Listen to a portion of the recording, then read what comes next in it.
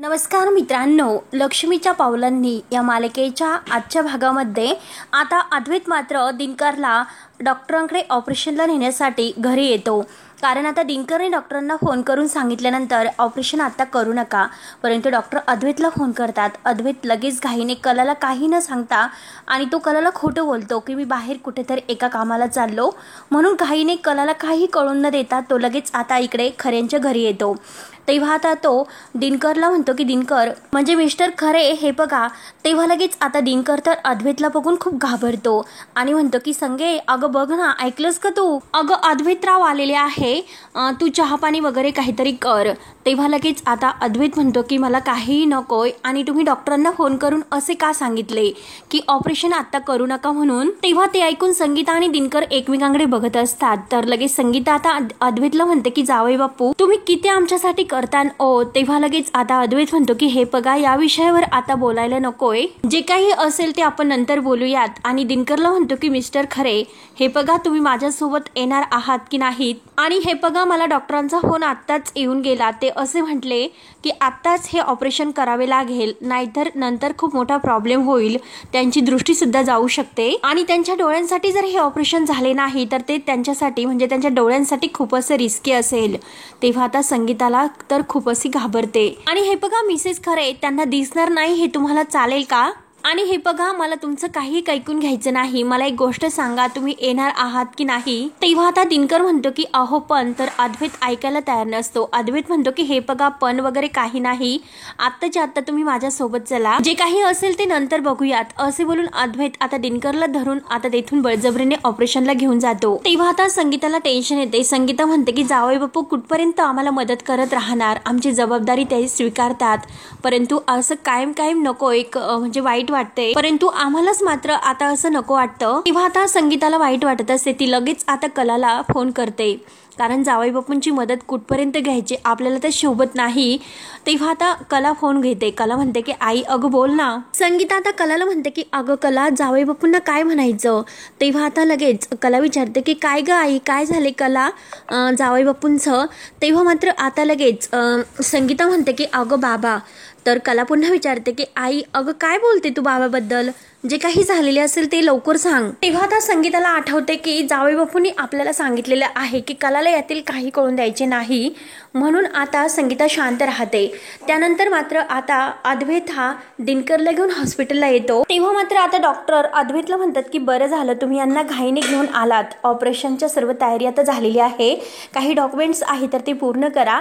आणि नर्सला लगेच सांगतात की तुम्ही दिनकर खरे यांना ऑपरेशन थिएटरमध्ये घेऊन जा आणि जी काही प्रोसेस असेल ती लवकरात लवकर पूर्ण करून घ्या. आणि त्याच वेळेस कला सुद्धा आता तेथे येऊन पोहोचते आणि ती अद्वैतला हॉस्पिटलमध्ये बघते. आता संगीताने कलाला सांगितलेलं असतं की अद्वैत हा दिनकरला घेऊन हॉस्पिटलला गेला म्हणून. तेव्हा कला आता घाईने मात्र हॉस्पिटलला आलेली असते आणि ती मुद्दाम आता अद्वैतच्या मागून येते आणि अद्वैतला फोन करते. अद्वैतला म्हणते की चांदेकर अरे तो हॉस्पिटलला पोहोचलास का. तेव्हा आता अद्वैतला कुठे माहिती असतं की कला आता आपल्या मागे आहे म्हणून. तो लगेच आता कलाला खोटं बोलतो. तो म्हणतो की हो हो पोहोचलो. तेव्हा आता कलाला खूप राग येतो. तेव्हा मात्र आता कला रागानेच पुढे येते. अद्वैत जेव्हा आता तिला बघतो तेव्हा अद्वैतचे पूर्णपणे 12 असतात. अद्वैतला असं वाटतं की आता हिला कसं माहिती झाले असेल. जेव्हा आता दोघे समोरासमोर येतात तर कला ही रागाने म्हणते की चांदेकर अरे एक फोन सुद्धा तुला करता आला नाहीस का रे. तू माझ्या बाबांना एक हॉस्पिटलला घेऊन आला, त्याच्या अगोदर एकतरी कॉल तुम्हाला करायला हवा होता. तेव्हा आता अद्वैत म्हणतो की हे बघ बरोबर आहे, परंतु हे बघ. तर कला म्हणते की काय बरोबर आहे, आईने मला फोन करून सर्व काही सांगितले आणि तू आणखी नव्याने मला काय सांगणार आहेस बरं. तेव्हा आता अद्वैत म्हणतो की हे बघ तुला तर आता कळाले सगळं, तरी सुद्धा तू माझ्यावर का असे डाफरते. अगं ऑपरेशन करण्याची खूप गरज आहे. तेव्हा लगेच आता कला म्हणते की माझ्या बाबांना हॉस्पिटलमध्ये घेऊन आला, परंतु ऑपरेट करण्या अगोदर तुम्हाला एकदा कळवायला हवे होते. मला एक गोष्ट सांग की या सगळ्याचा खर्च किती आलेला आहे. किमान हे बघ अर्धे तरी पैसे मी तुला लगेच आताच्या आता देणार म्हणजे देणारच. तेव्हा आता अद्वैत म्हणतो की हे बघ हे सर्व मी माणुसकीच्या नात्याने करतो, मग या गोष्टीचे सुद्धा मी तुझ्याकडून पैसे घेणार आहे का. त्यावर आता कला म्हणते की हे बघ तू जरी घेतले नाहीस तरी सुद्धा हे पैसे मी तुला देणार आहे, तुझा काय संबंध आहे. तर अद्वैत म्हणतो माझे सासरे आहेत ते. तर कला म्हणते की असतील आणि त्या अगोदर ते माझे बाबा आहेत. तर अद्वैत म्हणतो सासरे सुद्धा हे बाबाच असतात, मग ते सुद्धा माझे बाबाच आहेत. आता अद्वैत असं बोलून जातो. तेव्हा मात्र आता कला एकटक त्याच्याकडे पाहत असते आणि कला आता मनात खुश होते आणि आपल्या मनात स्वतःला ती म्हणते की हे बघ, रागारागात हा काय बोलून गेला, याचं याला सुद्धा नाही कळाले, हा तर चक्क माझ्या बाबांना सुद्धा याचे बाबा म्हणालात. तेव्हा अद्वैत लगेच तिच्याकडे बघत म्हणतो की काहीतरी आपलं बोलायचं म्हणून बोलत असते आणि लगेच थोडासा बाजूला जातो. तेव्हा आता कला ही बिचारी त्याच्याकडे बघून खूप अशी हसते. तेव्हा कला ही आता त्याच्याकडे बघून हसतच असते. त्यानंतर आता अद्वैत आणि कला गाडीतून मात्र दिनकरचं ऑपरेशन हे व्यवस्थित पार पडते आणि त्याला घेऊन गाडीतून घरी येत असतात. कला आता खुश होऊन आता अद्वैतकडे बघत हसत असते. तिला आता अद्वैतचा खूप अभिमान वाटतो. ती सारखी आता अद्वैतकडे बघून हसत असते आणि अद्वैत सुद्धा तिच्याकडे बघून हसत असतो. कारण आता कलाला इतका आनंद झालेला असतो की आता अद्वैत आपल्या बाबांना सुद्धा त्याचे बाबा मानतो म्हणून, आणि अद्वैत चक्क हे म्हणून गेलेला असतो म्हणून कलाला खूपच आनंद होत असतो. तेव्हा आता दिनकर म्हणतो की कले, अगं हे बघ, जेव्हापासून हा गॉगल मी लावला तेव्हापासून मला अगदी स्पष्ट दिसायला लागले, अगदी खूप छान वाटतं. तेव्हा लगेच आता अद्वैत म्हणतो की ऑपरेशन नंतर तुम्हाला खरंच खूप छान वाटतं ना. आणि तेवढ्यात मात्र आता अद्वैत आणि कला हे आता दिनकरला घेऊन घरी येतात. गाडीच्या खाली उतरून दोघंही आता दोन्ही हाताने दिनकरचे हात धरतात. संगीता देवी यायला हातच जोडून असते आणि तेवढ्यात आता अद्वैत, कला आणि दिनकर हे सगळेजण घरी येतात. संगीता धावतच बाहेर येते. तेव्हा आता काजल धावतच येते. कला, खरे बाई, अहो बाबा आलेत का. तेव्हा लगेच आता हे सगळेजण आत येतात. तेव्हा आता लगेच संगीता जावई बापू समोर म्हणजे अद्वैत समोर हात जोडते आणि म्हणते की जावई बापू, अहो खरंच तुमचे खूप आभार आहेत. तेव्हा आता अद्वैत सुद्धा हात जोडतो आणि म्हणतो की ठीक आहे, आता मी येतो. संगीता म्हणते की अहो काय, अहो कुठे चाललात. तेव्हा आता अद्वैत म्हणतो की हे बघा, आभार तर परक्याचे मानतात. अहो मिसेस खरे, आपण सगळेजण एक फॅमिली आहोत आणि जरीही तुम्हाला काँग्रेस करायचे असेल तर तुमच्या लेकीचे आभार माना. कारण कसं आहे की आता चांदेकर ज्वेलर्ससाठी आई एक विंग आता सुरू करते आणि आबांची सुद्धा अशी इच्छा आहे की आईने आणि खरेने एकत्र काम करावं म्हणून. तेव्हा आता संगीता म्हणते की काय बोलतात, आणि सरोज मॅडम तयार झाल्यात का. तर अद्वैत म्हणतो की हो. त्यावर आता कला म्हणते की हो ना आई, त्या सुद्धा हो म्हणाल्यात. तेव्हा आता संगीता म्हणते की खरंच आता मी सगळ्यांचं तोंड गोड करते. खरंच खूप आनंदाची बातमी तुम्ही आम्हाला दिली आणि मी शिराच बनवते. तेव्हा लगेच कला म्हणते की हो आई, तुझ्या डाएट जे काही जावईबापू आहे ना, तर त्यांना अगदी शिराच आता आवडायला लागलाय आणि त्यांना कधीही कितीही वेळा शिरा जरी दिला ना तरी सुद्धा त्यांना आता शिरा चालतो. डाएट करणारे होते ना तुझे जावई, आता डाएट वगैरे आहे, सर्व काही ते विसरून गेले आणि चक्क फक्त शिराच मागतात. तेव्हा आता संगीता म्हणते की हो जावई बाप्पू, तुम्ही अजिबात काळजी करू नका, मी आत्ताच्या आत्ता तुम्हाला शिरा बनवते. अद्वैतने आता संगीता खरे आणि दिनकर खरे यांचं मेडिकल इन्शुरन्स करण्यासाठी मात्र एक साहेब घरी बोलवलेले असतात. तेव्हा आता ते येतात. तर संगीता म्हणते की जावई बाप्पू, अहो अगरबत्ती आणि ते कशाला. तेवढ्यात आता दिनकर आता म्हणजे हसतो. तर अद्वैत म्हणतो की हे बघा, तुम्ही काही काळजी करू नका, अगरबत्ती वगैरे काही नाही. आणि जेव्हा ते साहेब आत येतात आणि आता अद्वैत लगेच त्यांना म्हणतो की मिसेस खरे आणि मिस्टर खरे या दोघांचं जे काही मेडिकल इन्शुरन्स आहे तर ते लगेच करून घ्या. तेव्हा लगेच आता ते म्हणतात की हो, काही डॉक्युमेंट्स आहेत तर त्यावर सह्या वगैरे जे काही लागतात ते लगेच मी आता तयार करतो. आता काही जे काही पेपर्स त्यासाठी लागतात तर ते सर्व साईन करून घेतात आणि ते सर्व झाल्यानंतर ते साहेब विचारतात की काही डॉक्युमेंट्स वगैरे आहेत तर ते पाठवून द्या. अद्वैत म्हणतो की बरं ठीक आहे, सगळं काही तयार झाल्यानंतर मी तुम्हाला लगेच पाठवतो. असे बोलून आता ते साहेब तेथून निघून जातात. तेव्हा लगेच संगीता म्हणते की जावई बाप्पू, अहो कशासाठी हे सर्व करतात. तेव्हा लगेच आता अद्वैतच पुढून बोलून संगीताचं बोलणं बंद करतो. तेव्हा लगेच आता संगीता म्हणते की हो जावई बाप्पू, मी लगेच तुमच्यासाठी गोडाचा शिरा बनवते. तर कला म्हणते की आई हे बघ, मी सुद्धा तुझ्या मदतीला येते. तेव्हा ते अद्वैत लगेच म्हणतो की ती एकटी कशाला, मी सुद्धा मदत करतो शिरा बनवण्यासाठी.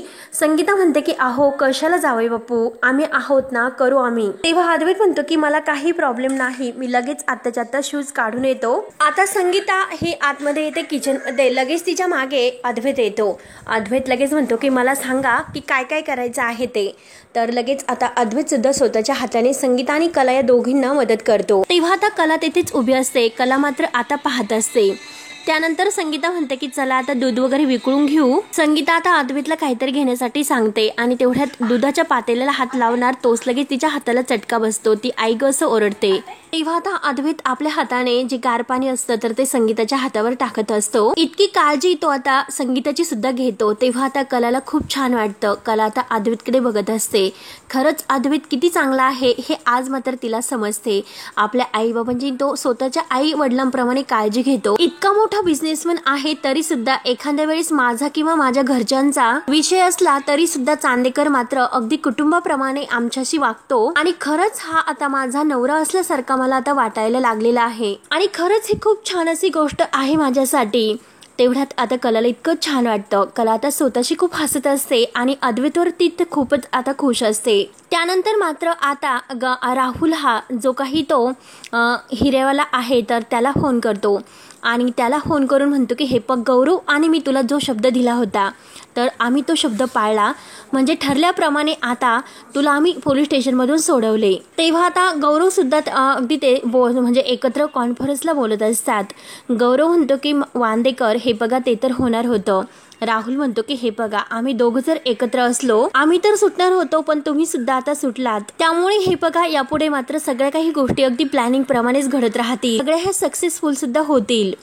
हा जो काही हिऱ्यांचा व्यापार करणारा आहे तर तो म्हणतो की अहो हे बघा यापुढे सुद्धा मला जी काही आता तुम्हाला मदत करावी लागली, म्हणजे तुम्हाला सुद्धा माझी मदत लागली तरी सुद्धा मी तुम्हाला मदत करायला तयार असेल. तेव्हा आता राहुल म्हणतो की अहो हे बघा तुमची मदत तर आम्हाला लागणारच आहे. त्या अद्वैत आणि कला या दोघांना उद्ध्वस्त केल्याशिवाय मी काही गप्प नाही बसणार. तेव्हा आता गौरव म्हणतो की हो तू एकटा नाहीस, आम्ही दोघंही तुझ्या सोबत आहोत. तेव्हा आता राहुल त्या दोघांना म्हणतो की हे बघा तुमच्या दोघांची सुद्धा मला बरीच मदत झालेली आहे आणि हे बघा आता हे तुमची पैशाची जी पेटी असेल तर ती तुम्हाला लवकरात लवकर मिळून तर जाईलच. तेव्हा आता गौरव पुन्हा त्याला थँक्यू म्हणतो. जर पोलिसांसमोर आमच्या दोघांचं नाव आलं असतं तर आम्ही दोघंही त्यात अडकलो असतो. तर राहुल म्हणतो की हो ना, या सर्व गोष्टीसाठी आता एक दणक्यात पार्टी झालीच पाहिजे. तेव्हा मात्र आता तो जो व्यापारी आहे तर तो म्हणतो की पार्टी तर आता झालीच पाहिजे, कारण मी सुद्धा जेलमधून सुटलो आणि पार्टी मात्र माझ्या आता बंगल्यात वरती झाली पाहिजे, कारण कसं आहे की तिकडे कोणीही येणार नाही म्हणून तुम्हाला मी म्हणतो. तेव्हा आता राहुल म्हणतो की ठीक आहे. तर गौरव म्हणतो की सेलिब्रेट करूयात. बाय करून जेव्हा हा फोन ठेवला जातो तेव्हा राहुलच्या मागे आता पूजा आलेली असते आणि पूजाने आता हे सर्व ऐकलेले असते. आता जेव्हा राहुल फोन ठेवतो मागे वळून बघतो तर त्याला धक्का बसतो. तेव्हा पूजा डायरेक्ट राहुलला म्हणते की म्हणजे सर या सर्व फ्रॉड करण्यामागे तुम्ही होता तर चांदेकर ज्वेलरचा सरांच्या अटकेमध्ये म्हणजे सगळ्यात जास्त तुमचा हात आहे. तर आता हे जे काही आहे ते सर्व कला मॅमला सांगायलाच पाहिजे, म्हणून पूजा आता तिथून जायचं ठरवते. तेव्हा आता राहुलच्या लक्षात येते. राहुल म्हणतो की याचा अर्थ आता इला सगळं काही ऐकलेलं आहे, तर म्हणजे आता ही सगळं शहाणपणा करत कला आणि अद्वैत या दोघांना सांगेल, त्यामुळे फायनस जो काही आहे सोक्षमोक्ष आत्ताच्या आत्ता लागायलाच हवा. तेव्हा आता राहुल लगेच तिच्यावर धावून येतो आणि पूजा आता लगेच तेथे खुर्चीवर बसते. अद्वैत आणि कलाला या दोघांना मी सगळं काही सांगणार आहे असे ती म्हणत असते. तेव्हा राहुल म्हणतो की काय म्हणालीस. आता राहुल तिच्यावर जबरदस्ती करून तिला धमकावतो. तेव्हा आता पूजा म्हणते की सर हे बघा मला जाऊन द्या, मी दोघांनाही आता हे सर्व सांगणार आहे. तेव्हा आता राहुल तिचे पाय अगदी आपल्या पायाचा पाय तिच्यावर देतो आणि जोरात तिचा पाय अगदी दाबतो. तेव्हा आता पूजा उठणार तोच लगेच ती जोरात ओरडते, सर हे काय करतात, सर तुम्ही असं नाही करू शकत, सर माझा पाय प्लीज सोडा म्हणून पूजा आता खूप अशी ओरडत असते.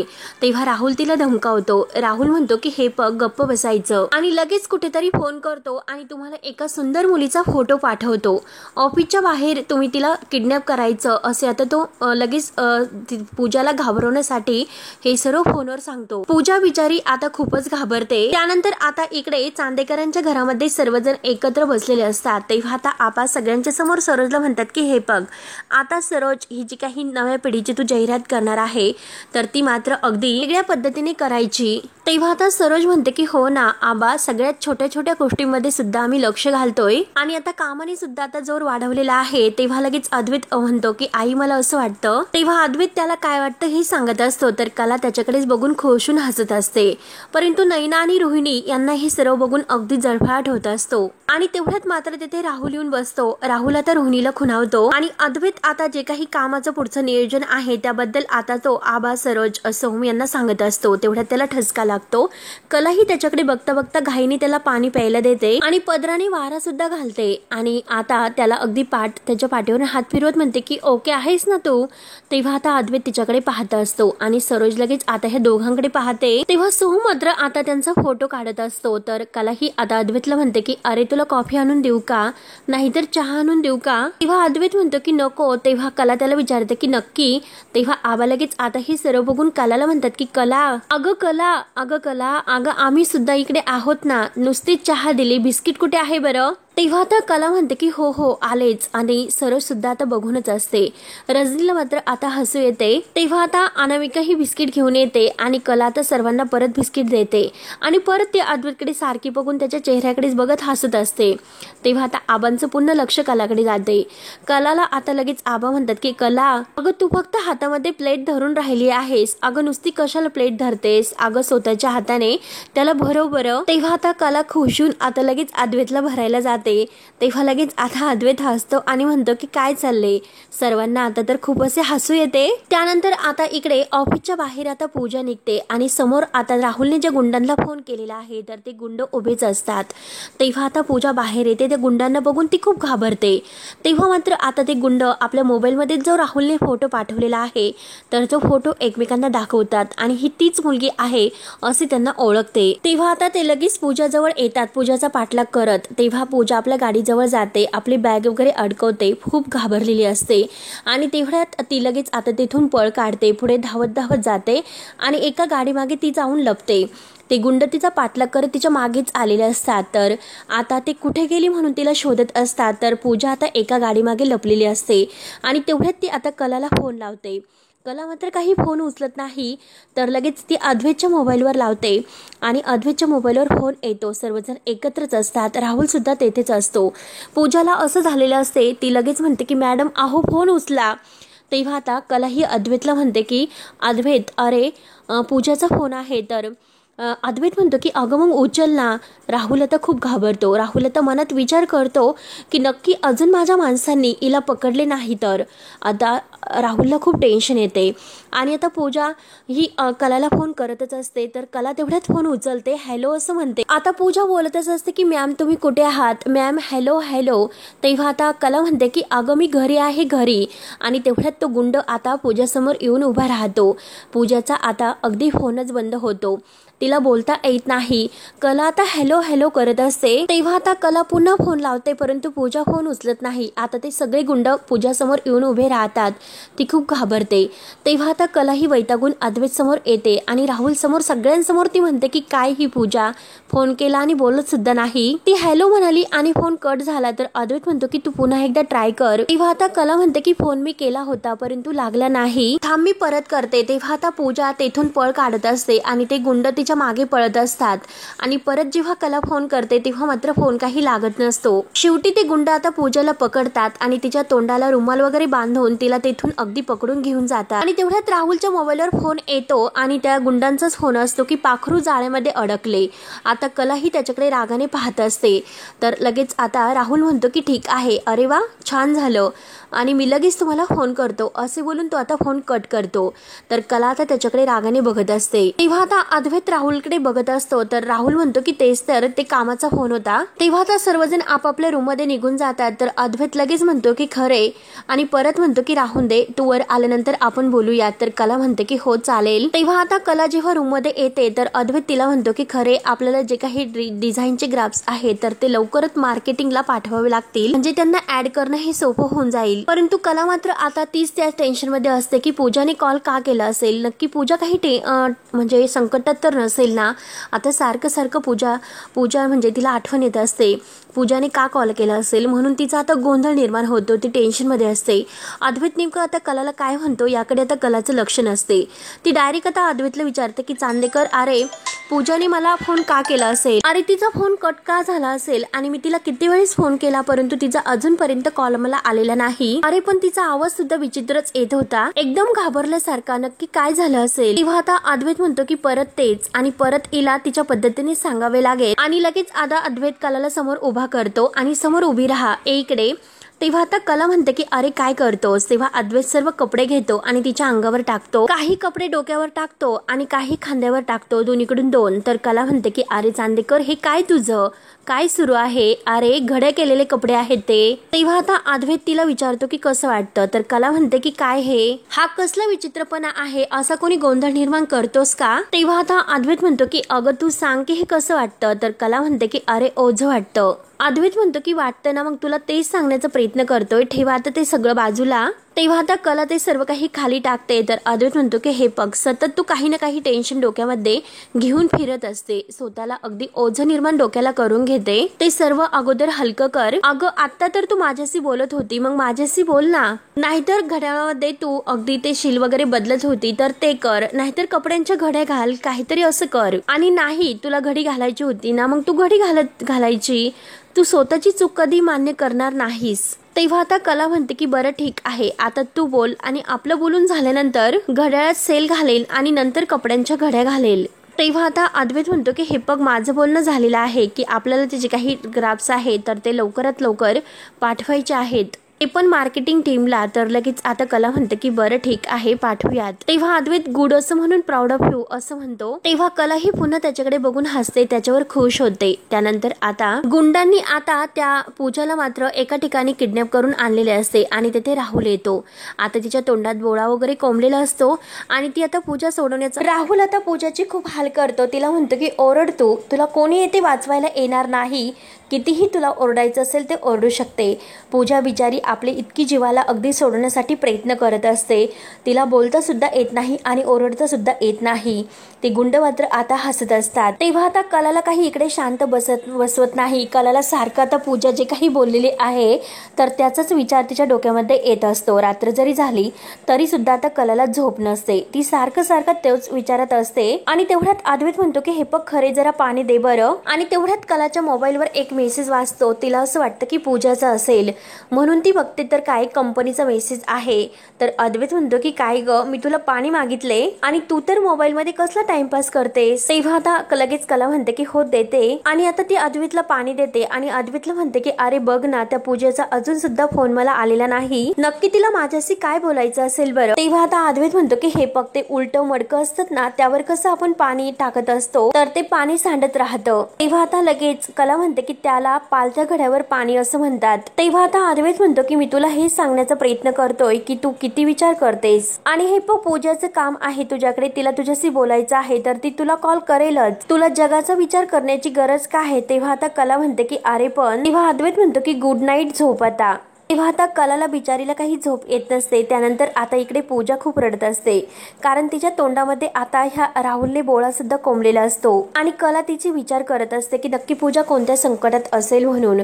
तेव्हा आता हा भाग येथे संपतो. तर पुढील भागामध्ये आता अद्वैत सगळ्यांच्या समोर आता जेवण करता करता किंवा नाश्ता करता करता आबांना म्हणत असतं की आम्हाला काउन्सिलरने एक टास्क दिलेला आहे की दोघांसाठी आता एक गिफ्ट घ्यायचं आहे एकमेकांच्या आवडीचं. तेव्हा आता कला ही खूपच खुश असते. तर रोहिणी तिच्याकडे बघते आणि म्हणते की ह्या केकच्या प्रकरणापासून ही कला तर खूपच खुश दिसते, परंतु तिचा हा आनंद आहे तर फार काळ असा रोहिणी नाही टिकून देणार. तेव्हा आता कला मात्र राहुलच्या रूम मध्ये काहीतरी शोधायला येते. तर लगेच आता राहुल तेथे येतो. राहुल म्हणतो की तुझे काही शोधते ना ते तुला येथे नाही मिळणार. तेव्हा कला रागाने आता राहुलकडे बघत असते. तेव्हा मित्रांनो, आता पुढे काय होतं हे पाहण्यासाठी आपल्या चॅनलला नक्की सबस्क्राईब करत रहा. धन्यवाद.